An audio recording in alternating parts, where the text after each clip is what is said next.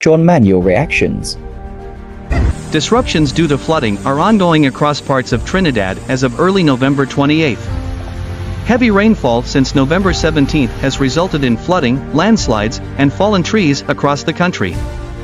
The Trinidad and Tobago Meteorological Service has issued a orange, middle level on a 3-tier scale, adverse weather alert across the country. Periods of heavy rain and thunderstorms are forecast. Authorities have warned that waterways are nearing their capacity, increasing the likelihood of floods.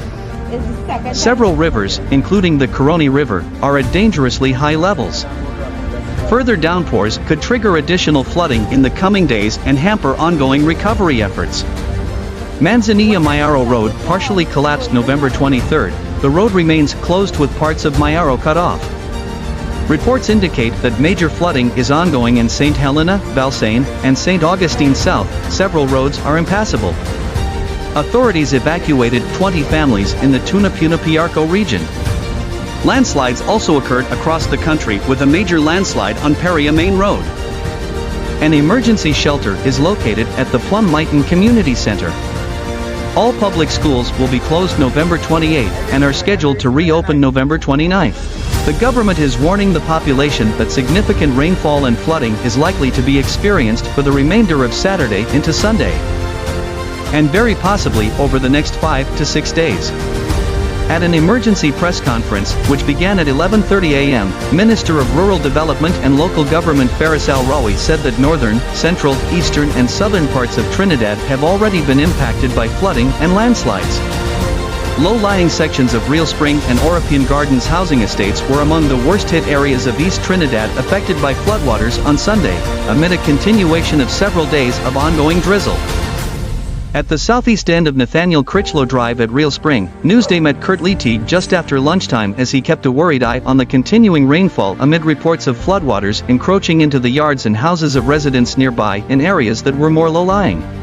Rain falling directly in the area but rather to the nearby Coroni River having overflowed its bank, bringing water to Real Spring that had originally fallen in several other different areas.